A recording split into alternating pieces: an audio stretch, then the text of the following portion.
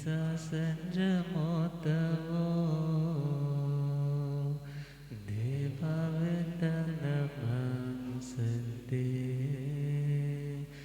रसधमे सया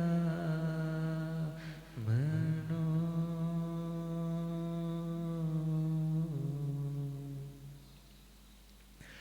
श्री महावीर प्रभु को मेरे वंदना। श्री महावीर प्रभु को मेरे वंदना वंदना वंदना वंदना वंदना वंदना वंदना।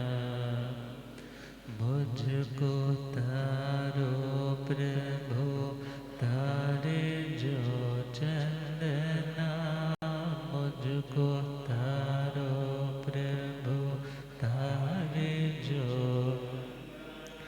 वंदना वंदना वंदना वंदना वंदना वंदना वंदना।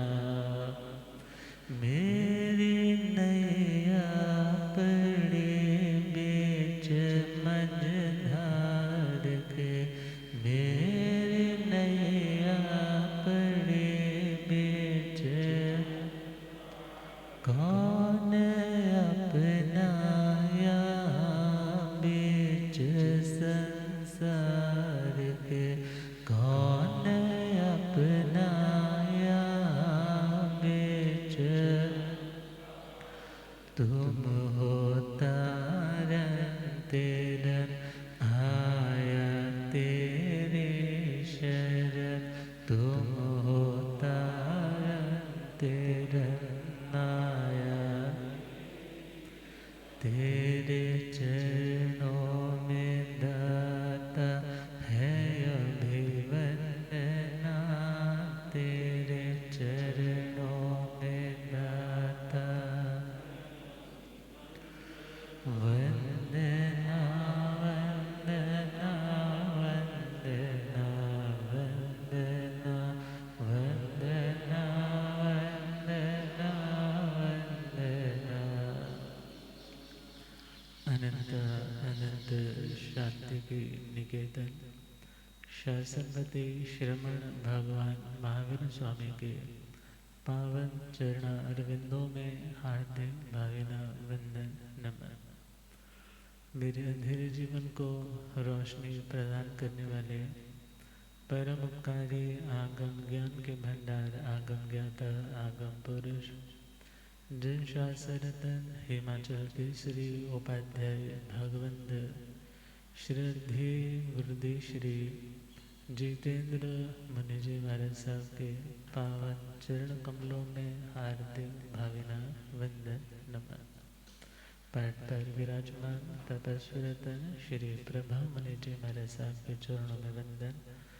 धर्म सभा में उपस्थित धर्मानुरागियों, सुशीलवती माताओं एवं बहनों, असीम पुण्योदय से भाग्योदय से आप सबको संतों का समागम और वितरकवाणी श्रवण करने का सुअवसर प्राप्त हो रहा है। श्रवण कर रहे हैं श्रीमद् सूत्र कृतांजलि सूत्र के दूसरे श्रुत स्कंध का छठा अध्याय श्री महावीर स्तुति, जिसे पुच्छु सूणम स्तोत्र भी कहा जाता है, और उसकी नौवीं गाथा आर्य श्री जम्बू स्वामी जी महाराज की पावन विनय भक्ति पूर्वक की गई जिज्ञासा का फल स्वरूप आज हम तक यह वीर स्तुति आर्य सुधर्मा स्वामी जी की अमर कृति पहुँच पाई। सेवीरेण परिपूर्णवीर्ये सेवीरेण सुदर्शने सवसिथे सुदसणेवा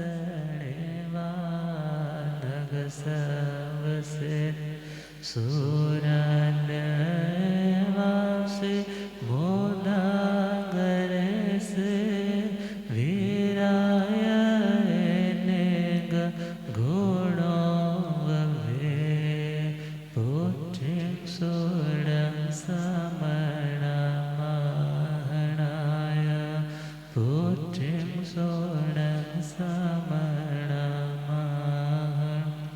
अगारिणोया परतेत्याय अगारिणोया। भगवान महावीर स्वामी का सुंदर परिचय देने के लिए आर्य जम्बू स्वामी जी अपनी पावन मंगलमय वाणी के माध्यम से फरमा रहे हैं। से वीर्येण परिपूर्ण वीर्य से अर्थात भगवान महावीर स्वामी वीर्येण अर्थात वीर्य शक्ति की दृष्टि से स्ट्रेंथ की दृष्टि से परिपूर्ण मीन्स प्रतिपूर्ण प्रतिपूर्ण मतलब पूरी तरह से लबालब किसी चीज का भरे होने का नाम क्या है प्रतिपूर्ण। और भगवान परिपूर्ण वीर्य उस शक्ति से भगवान लबालब भरे हुए थे। भगवान की शक्ति में कोई कमी नहीं थी। भगवान अनंत बली तो थे, भगवान अनंत बलशाली तो थे, मगर इतना ध्यान रखना है भगवान सर्वशक्तिमान नहीं थे। जानोलॉजी किसी भी व्यक्ति को सर्वशक्तिमान मानने की मान्यता प्रदान नहीं करती, क्योंकि जैन थ्योरी के अकॉर्डिंगली अनंत बलशाली व्यक्ति पहाड़ के उंगलियों से चूर्ण बना सकता है। अनंत बलशाली व्यक्ति आने वाले हर कष्ट का मुकाबला दृढ़ता से कर सकता है, मगर सर्वशक्तिमान व्यक्ति तो सर्व का मतलब सब कुछ, शक्ति का मतलब शक्ति, और उस शक्ति से संपन्न जो सब कुछ कर सकता है।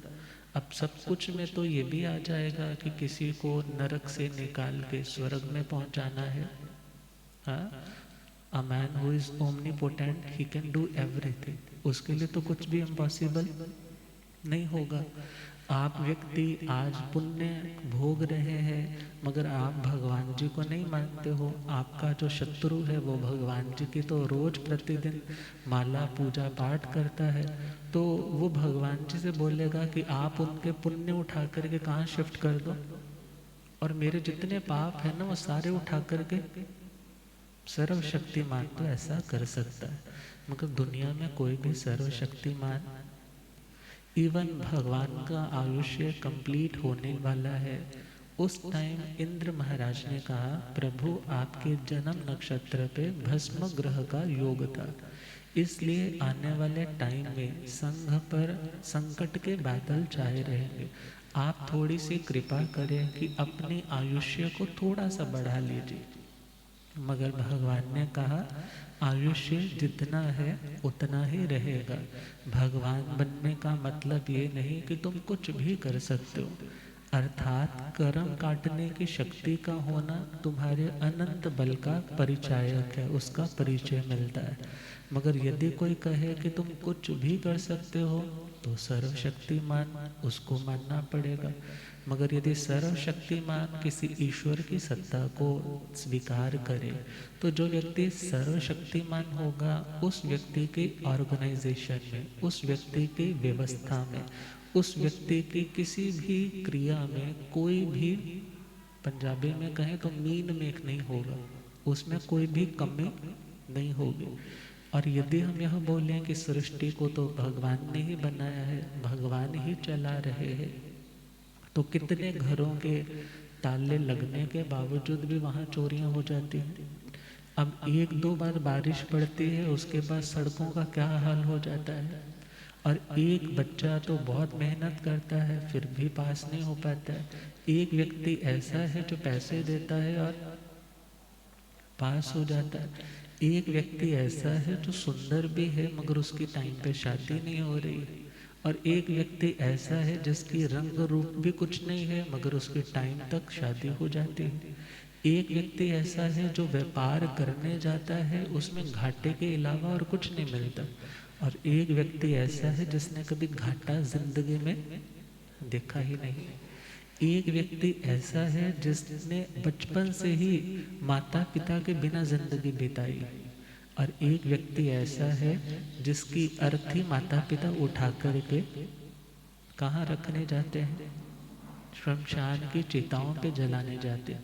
जब इतना कुछ दिखाई देता है तो व्यक्ति कहता है भगवान को हम सर्वशक्तिमान भी मानते हैं, भगवान को हम अपना बंधु प्रिय सखा माता पिता ये सब कुछ मानते हैं, मगर वो भगवान हमारे साथ नाजायज कर रहे हैं। क्या कर रहे हैं? नाजायज कर रहे हैं, ठीक नहीं कर रहे हैं। तो जैनोलॉजी कहती है कि दुनिया में कोई सर्वशक्तिमान नहीं हो सकता। यदि सर्वशक्तिमान बोलेंगे तो उसका हर कार्य बिल्कुल परफेक्ट दिखाई देगा, मगर दुनिया में कहीं भी परफेक्शन दिखाई नहीं देते। और दूसरी बात, यदि हम उन्हें अपना माता पिता बंधु सखा सब कुछ मानते हैं तो एक माता पिता बंधु सखा अपने बच्चे का, अपने मित्र का भविष्य फ्यूचर कभी बुरा नहीं लिखेंगे।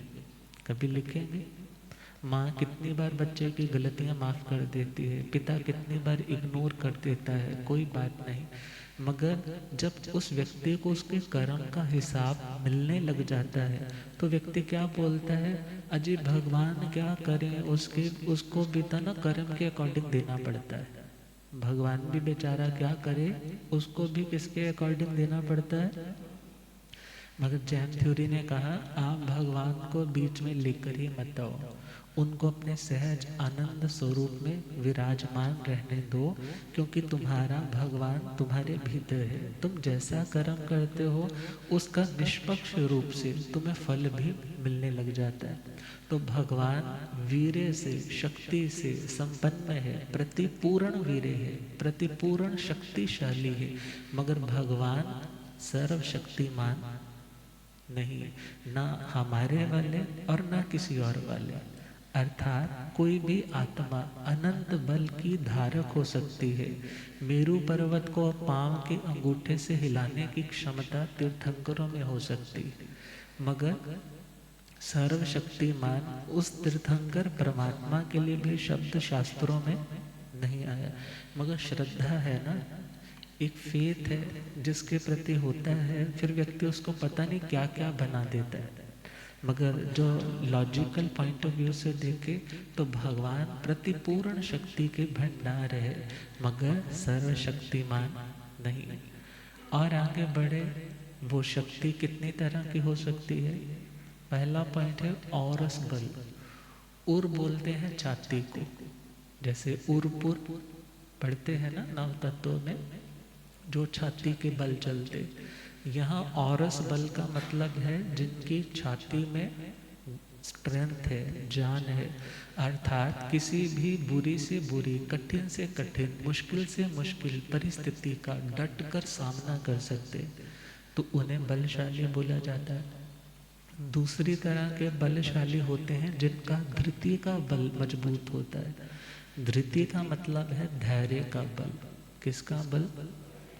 अब एक बच्चा है जो क्या बोलता है, यदि प्रॉब्लम आई है तो अभी इसका सल्यूशन होना चाहिए, मगर एक उसके दादा की उम्र के व्यक्ति है जो बोलते हैं बेटा काहली अच्छी नहीं होती, तेजी अच्छी नहीं होती, किसी भी काम को करना है ठहराव के साथ करो। जिस व्यक्ति के खुद के हाथ डावाडोल हो, वस्तु को संभालेगा कैसे, पकड़ेगा कैसे, थामेगा कैसे, तो पहले सिचुएशन को थामना सीखो, फिर उसे सुलझाना सीखो। मगर जब सिचुएशन को संभाला नहीं जाता तो व्यक्ति खिन्न होने लग जाता है। तो दूसरा बल है धृति का बल। भगवान महावीर स्वामी श्रावस्ती नगरी से बाहर एक बहुत बड़ा वृक्ष है, और उस वृक्ष के नीचे शाम के टाइम पहुंच गए।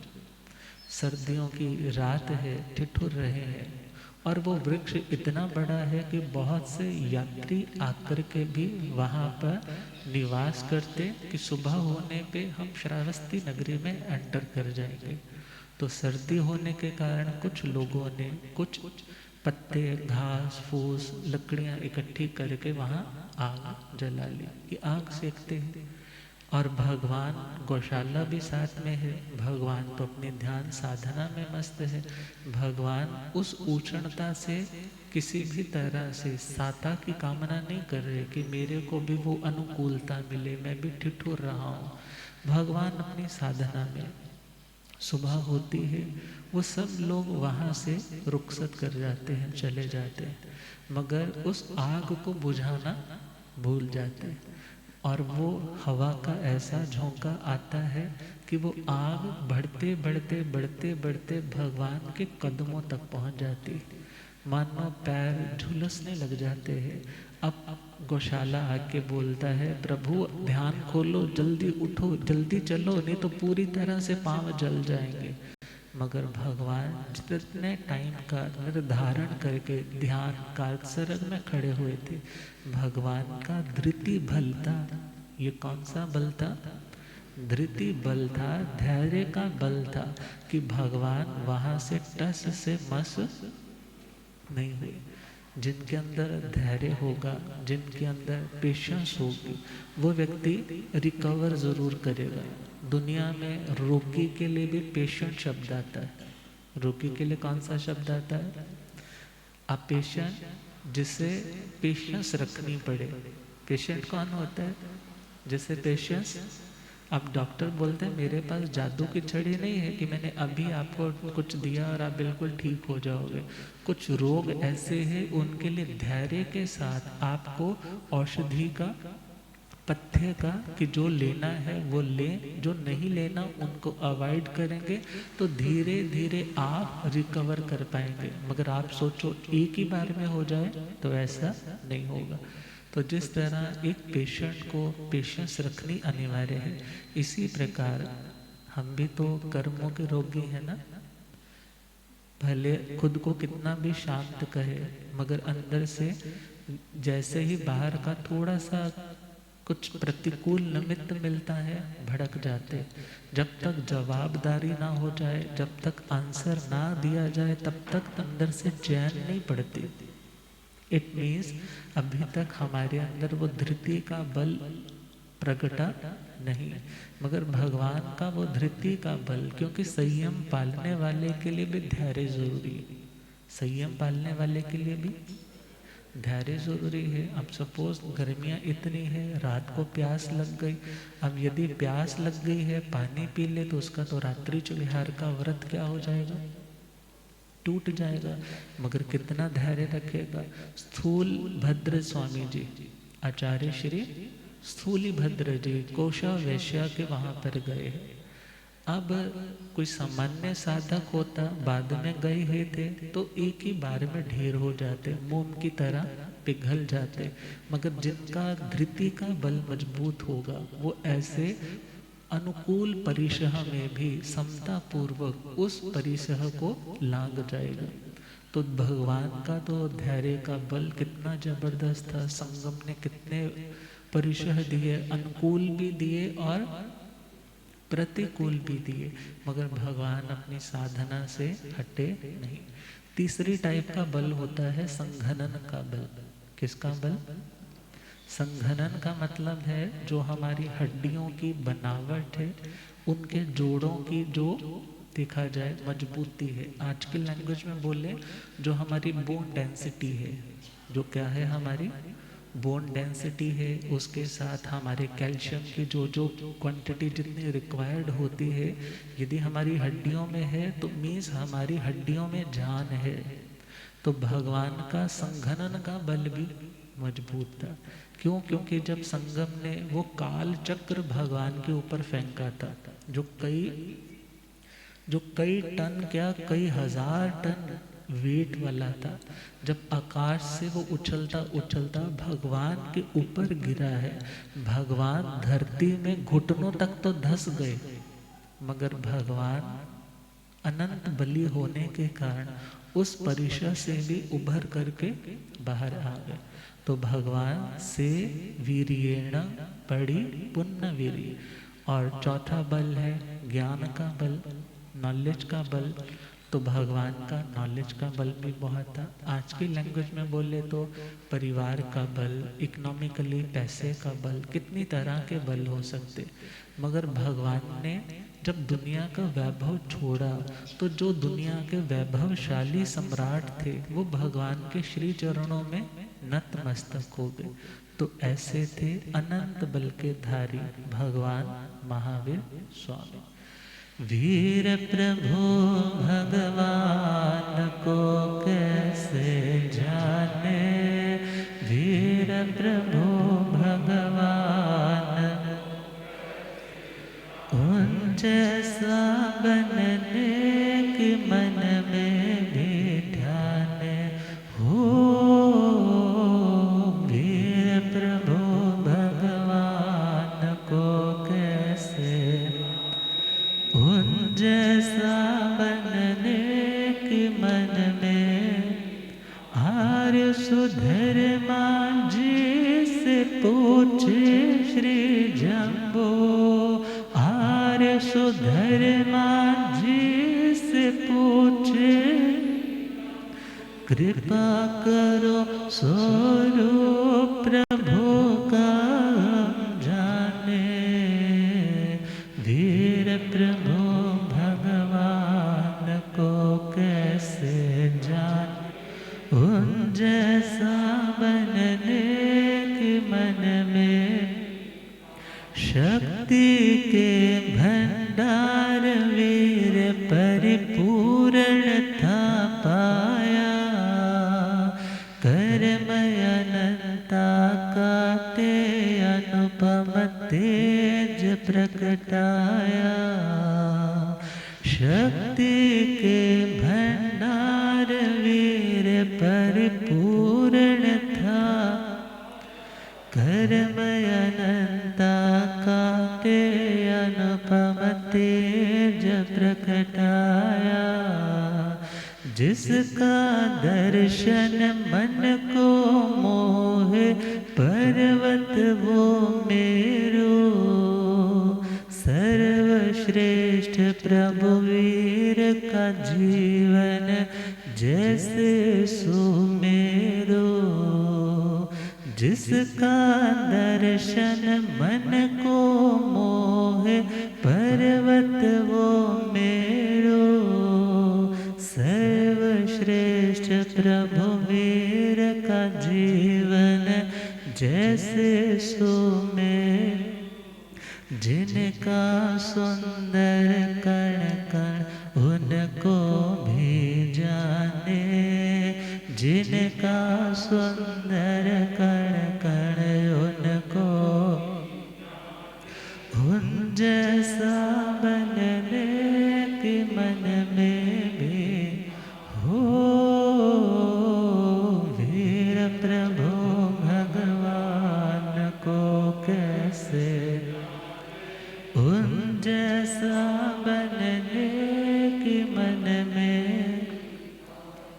तो भगवान महावीर स्वामी आत्म विजेता थे और आत्मा को, इंद्रियों को, कषायों को जीतने में भी बल लगता है, एनर्जी लगती है। दूसरे को चुप करवाने में ज़्यादा जोर नहीं लगता, मुंह पे हाथ रखो चुप हो जाएगा। मगर जो अंदर से शोर तुम्हारे चल रहा है उसको चुप करवाना हो तो बहुत जोर लगता है। बाहर तुम दूसरे पे नियंत्रण तो कर सकते हो, मगर अपने ऊपर नियंत्रण वही कर सकता है जो प्रतिपूर्ण वीर्य होगा। जो प्रतिपूर्ण वीर्य होगा, तभी शास्त्रों में कहा जो सहसंग सहसाणं संगामे दुज्जय जिणे एकं जिणेज अपाणं एस से परमो जयो। एक व्यक्ति कितने योद्धाओं से घिरा है? सहस्रम सहस्राणम 10 लाख योद्धाओं से गिरा है। और उन योद्धाओं को एक ही प्रहार में सभी को धाराशायी कर देता है, गिरा देता है। दुनिया में तो उसको महाबलशाली कहा जाएगा, मगर भगवान कहते हैं ऐसा व्यक्ति जो इतने लोगों को हराने में, डराने में, भगाने में समर्थ है, मगर वो व्यक्ति अपनी जिंदगी की छोटी छोटी कमजोरियों के आगे घुटने टेक देता है। भले वो क्रोध की कमजोरी हो, भले वो वासना की कमजोरी हो, भले वो कमजोरी व्यक्ति के कषायों की कमजोरी हो, मगर जो व्यक्ति उन कमजोरियों के आगे घुटने नहीं टेकता, बल्कि उन्हें ही जड़ों से उखाड़ करके अपनी आत्मा से दूर कर देता है, भगवान कहते हैं वो सच्चा विजेता है, वो सच्चा विजेता है। और विजेता बनने पर कितनी खुशी होती है। मगर विजेता कौन बनेगा? जो बलशाली होगा। मगर बलशाली होने के साथ साथ अपने बल का सही उपयोग करने की समझ भी उस व्यक्ति के पास होनी जरूरी है। और यदि हम गीता में चले तो गीता में एक बहुत सुंदर प्रश्न उठाया, फिर आंसर दिया 3रे अध्याय में। अथ केन प्रयुक्तोऽयं पापम चरति पुरुष अनिच्छन्नपि वार्ष्णेय बलादिव नियोजित।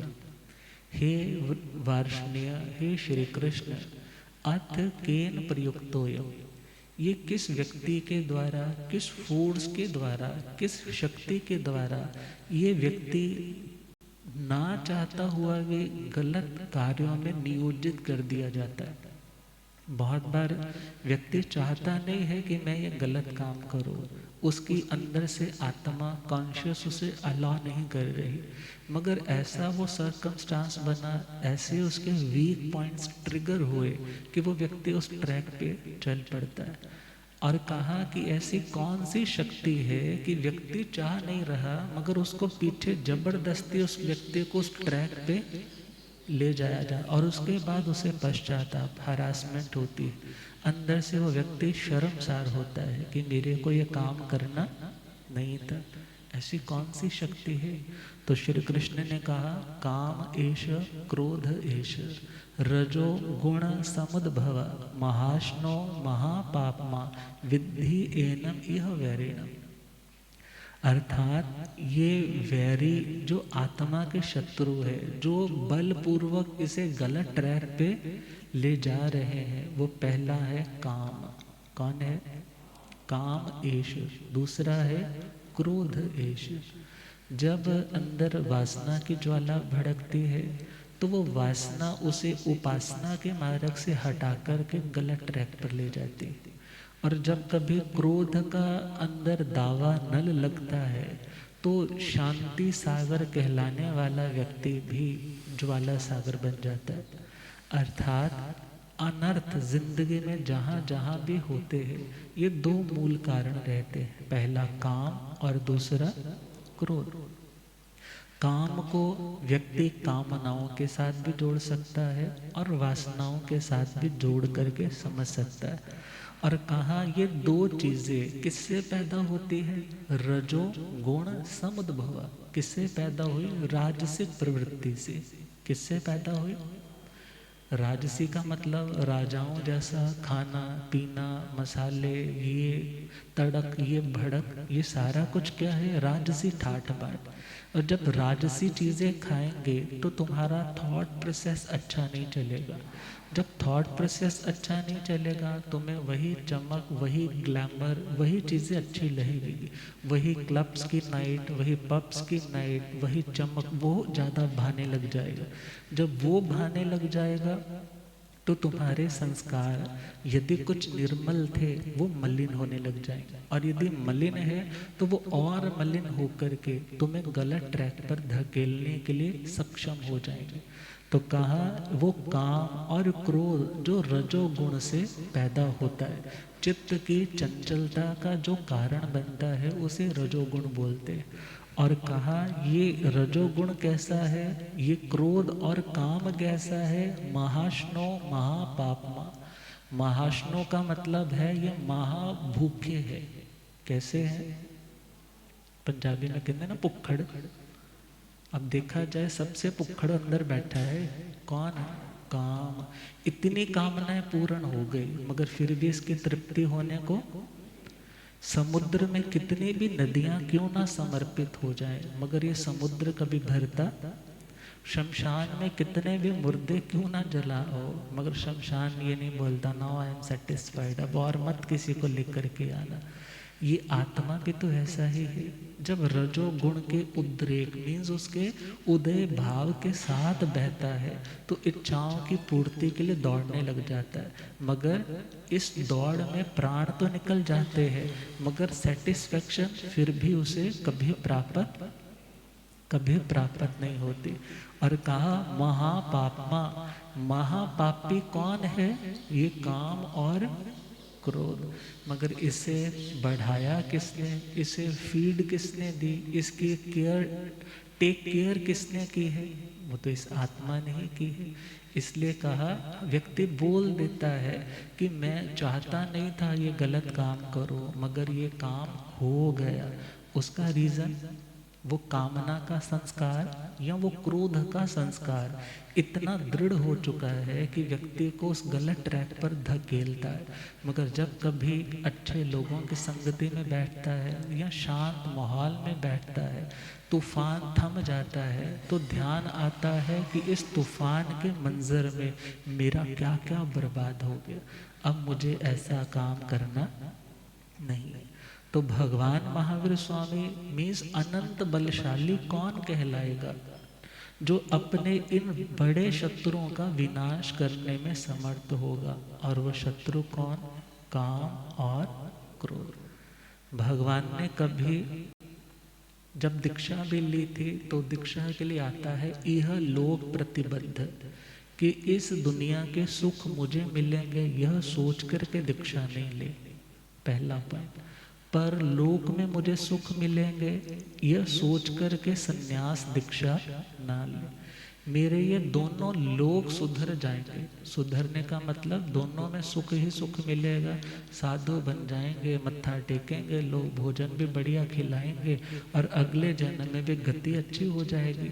भगवान कहते हैं ये सोच करके भी दीक्षा नहीं ले। दीक्षा लेनी है तो किस लिए? अपरिबद्धा। अपरिबद्धा का मतलब मात्र कर्म निर्जरा, मेरी आत्मा की प्यूरिफिकेशन हो, मेरे वो संस्कार, मेरे वो विचार, मेरी वो भावनाएं, मेरे वो न्यूरॉन्स जो बन चुके हैं माइंड में वो क्या होने लग जाए? खत्म होने लग जाए। कौन से वो न्यूरॉन्स है, कौन से वो संस्कार है? उनका नाम है काम और क्रोध। यदि वो उनको हमने पराजित कर दिया ना तो इट मीन्स हम अनंत बलशाली कहलाने लग जाए और भगवान अनंत बल के धारक। और जो व्यक्ति बलशाली होता है वो व्यक्ति विजेता बनता है। और जो विजेता बनता है, आपकी इलेक्शंस में भी जो जीत जाता है तो उसके चेहरे की रौनक कुछ अलग ही होती। यदि किसी के साथ आपकी चल रही है लड़ाई और तुम उस कोर्ट केस में जीत जाते हो तो उसमें बड़ी खुशी होती, मगर वो खुशी तुम्हारी वन साइडेड वाली खुशी है। यदि दूसरे के नुकसान के साथ तुम्हारी खुशी जुड़ी है तो वो खुशी सच्ची खुशी नहीं है। मगर भगवान की खुशी कौन सी थी? भगवान ने बाहर के किसी शत्रु पर अटैक नहीं किया। किस शत्रु पे अटैक किया? जो भीतर रह रहा है और जो बाहर की शत्रुता का कारण बन रहा है, भगवान ने उसको समाप्त किया। और जब विजेता बने हैं तो भगवान की सुंदरता और बढ़ जाती है। क्योंकि सुंदरता कॉस्मेटिक लगाने से नहीं, सुंदरता आपकी अंदर की सादगी से। आप निर्भय होकर के चलते हैं, आप प्रसन्न होकर के चलते हैं, आपके मन के ऊपर कोई स्ट्रेस, कोई बोझ नहीं है, कोई इच्छाओं की पूर्ति के लिए कोई मन में तड़प नहीं है, तो आपका ऑरा इतना प्योर होगा कि हर व्यक्ति आपके पास 5 मिनट बैठने के लिए बैठेगा, 50 मिनट तक बैठा रहे। ये किसका कमाल है? आध्यात्मिक सुंदरता का। तो अगली लाइन बोली है सुदंसणेवा नग सर्व सेटे, जैसे वो सुदर्शन, सुदर्शन जिसका दर्शन शोभन है, अच्छा है, उत्तम है, प्यारा है, शुभ है, मंगल है। और ऐसा सुदर्शन पर्वत, मेरू पर्वत का एक नाम क्या है? सुदर्शन। और कहा सुदंसणे वा, सुदंसण इव, जो आगे वो सुदंसणे का ए है और फिर बाद में वह है, इसको हम सिंपल समझेंगे इव। इव का मतलब समान। भगवान महावीर स्वामी उस मेरू पर्वत के समान सुदर्शन थे, अर्थात उनका बाह्य जो रूप है वो भी बहुत सुंदर था। भक्तामर जी में वो लाइन आती है, स्त्री नाम शतानि शतशो जनयंती पुत्रा।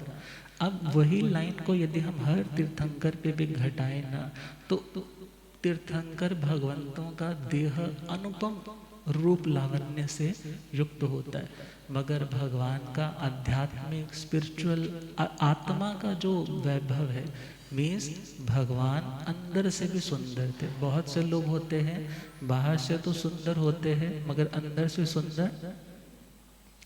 सुंदर नहीं होते। और कुछ लोग ऐसे होते हैं अंदर से तो बहुत सुंदर होते हैं मगर शक्ल से सुंदर नहीं होते। और कुछ लोग ऐसे होते हैं जिनके पास शक्ल भी नहीं होती और अक्ल भी नहीं होती। और कुछ लोग ऐसे होते हैं जिनके पास शक्ल, बाहर की शक्ल भी बहुत सुंदर है और अंदर से उनकी आत्मा भी बहुत सुंदर। तो भगवान तो उस कैटेगरी में थे जिनकी बाहर की रूप की कांति, रूप का वैभव भी सुंदर था और भीतर से उनकी आत्मा भी सुंदर थी। तो दर्शन, आजकल वर्ड चल पड़ा ना, गुरु महाराज के दर्शन करने जा रहे हैं। शास्त्रों में क्या पाठ आता है? वंदन करने जा रहे हैं। क्या पाठ आते हैं? उनकी धर्म देशना सुनने के लिए जा रहे हैं।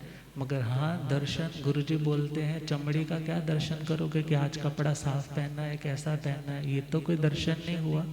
दर्शन करना है तो उनके विचारों का, उनकी भावनाओं का, वो दर्शन वास्तविक दर्शन है जिससे आप भगवान के उस दर्शन से, दर्शन इज फिलॉसफी, भगवान के उस फिलॉसफी से जुड़ सको। और यदि बाहर के कॉस्ट्यूम के, क्योंकि शरीर भी तो कॉस्ट्यूम है ना, शरीरों के, कपड़ों के, इनके दर्शन करने जा रहे हो तो कोई औचित्य नहीं। आरंभ समारंभ कर रहे हो मगर आत्मा को कोई लाभ मिलने वाला नहीं। मगर लाभ कब मिलेगा? जब भगवान के उस दर्शन को, उस फिलॉसफी को समझने के लिए हम अपने गुरुओं के श्री चरणों में जाते। तो भगवान का दर्शन सुदर्शन था, उत्तम दर्शन था। तभी तो कहा जाता है देवी देवता अपने स्वर्गों के वैभव को छोड़ करके भगवान के चरणों में पहुंचते, उन्हें निहारने के लिए, उनकी फिलॉसफी को समझने के लिए कि इनका दर्शन क्या है। गुरुदेव पधार रहे हैं। हो रब मेरा सतगुरु बन के आया मैनो,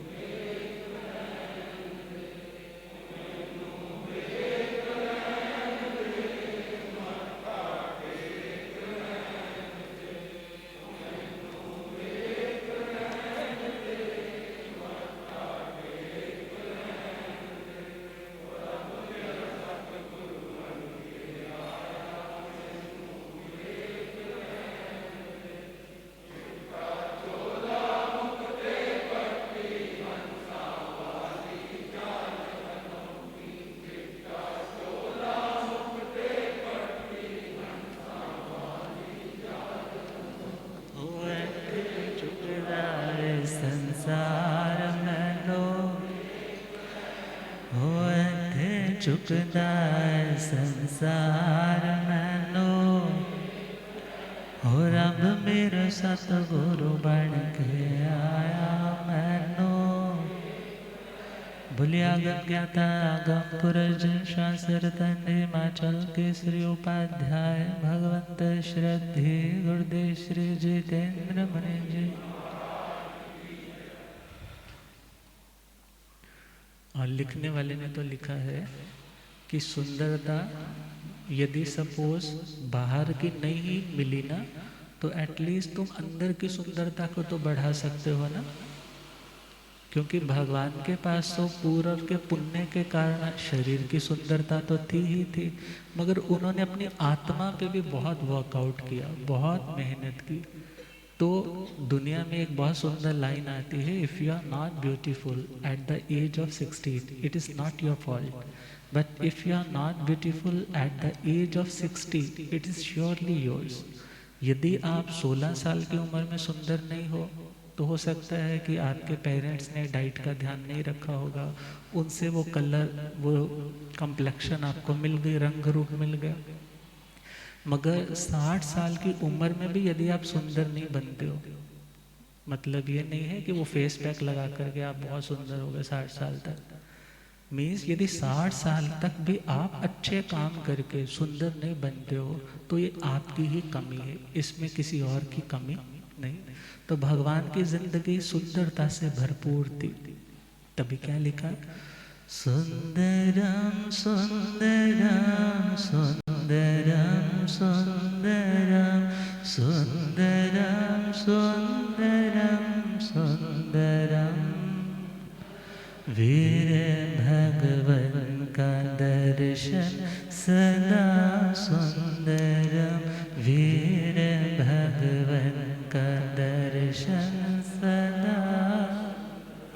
आँख भी सुंदरम, कान भी सुंदरम, आँख भी सुंदरम, कान,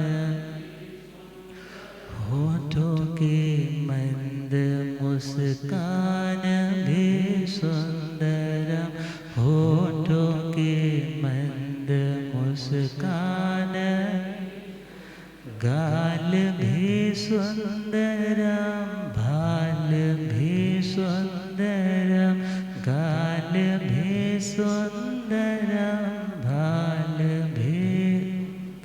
हौले हौले चले चाल भी सुंदरम, हौले हौले चले,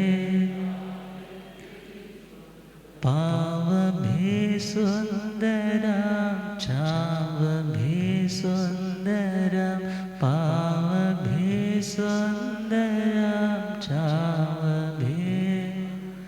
जहाँ जन्मे प्रभु गाँव भी सुंदरम, जहाँ जन्मे प्रभु गाँव।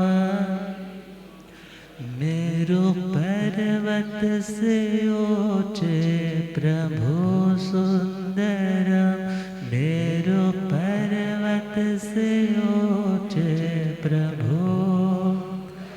मीठे शरबत सा सोचे प्रभु सुंदरम, मीठे शरबत सा सोचे प्रभु।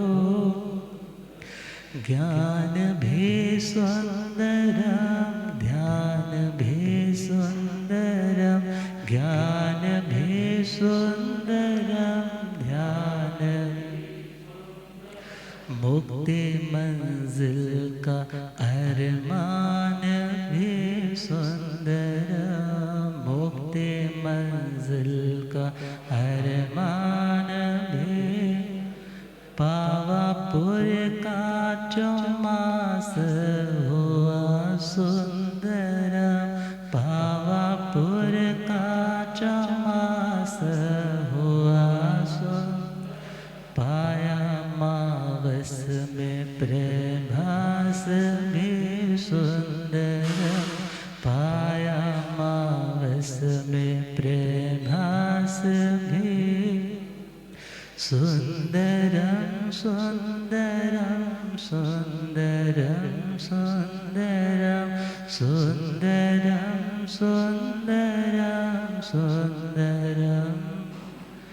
वीर भगवान का दर्शन सदा सुंदरम, वीर भगवान का दर्शन सदा।